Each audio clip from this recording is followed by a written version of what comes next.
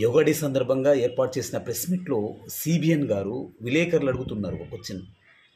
జగన్మోహన్ రెడ్డి గారు ప్రతిపక్ష నేత, డబ్బులు ప్రజాధనం వృధా చేస్తున్నారు చంద్రబాబు నాయుడు గారు అని చెప్పి అంటున్నారని చెప్పి అడిగితే ఆయన ఏమంటున్నారంటే, కొందరు వ్యక్తుల గురించి ఈ సందర్భంలో మాట్లాడడం అనవసరం.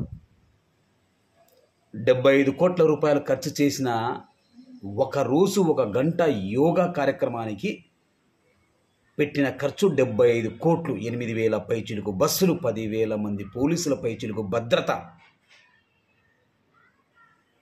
దాన్ని మాట్లాడుతూ ఋషికొండ భవనాలకు వేస్ట్ చేశాడు కదా అంటున్నారు. ఋషికొండ భవనాలు చిన్న పిల్లాడిని అడిగినా, ఈ దేశంలోని ఏ రాష్ట్రంలో ఏ పార్టీకి సంబంధించిన నేతలను అడిగినా కూడా ఒక పర్మనెంట్ స్ట్రక్చర్ ఉన్న భవనాలు.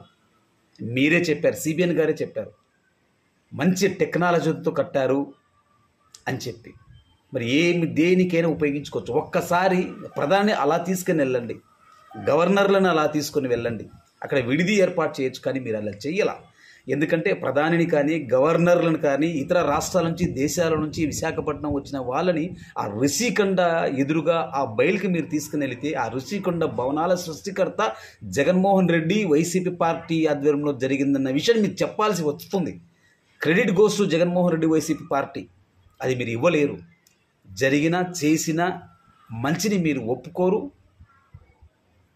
అది మీరు జీర్ణించుకోలేరు. ఇలా అయితే ఆంధ్ర రాష్ట్రం ఎప్పుడూ బాగుపడదు సార్. సంక్షేమం కావాలి సార్, సమక్షేమం కాదు మాకు కావాల్సింది. ఎప్పుడు మీరు 1995 నుంచి కూడా మీరు మొదటగా ముఖ్యమంత్రి అయినప్పటి నుంచి ఇప్పటి వరకు కూడా విశాఖను ఆర్థిక రాజధానిని మీరు ఎప్పుడూ అనలా. ముఖ్యంగా బైఫర్కేషన్ తర్వాత ఎంతసేపు అమరావతి, తుళ్ళూరు, ఉండవల్లి గురించి మీరు మాట్లాడాలి, కానీ విశాఖపట్నం గురించి మీరు మాట్లాడినట్టుగా ఎక్కడ వెళ్ళా.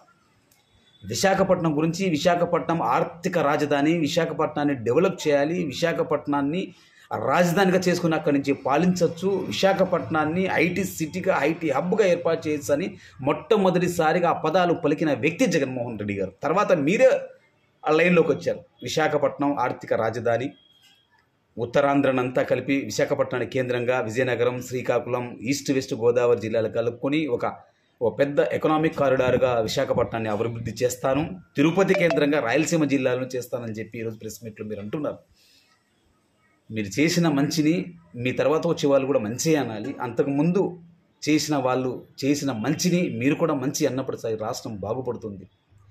ఒక్కరోజు ఒక గంటకు 75 కోట్లు ఖర్చు చేసిన మీరు దాని మీద సమాధానం చెప్పుకోవడంలో అథెంటికేటెడ్గా ఋషికొండ గురించి మీరు మాట్లాడుతూ జగన్మోహన్ రెడ్డి గారిని హేళన చేస్తున్నారు.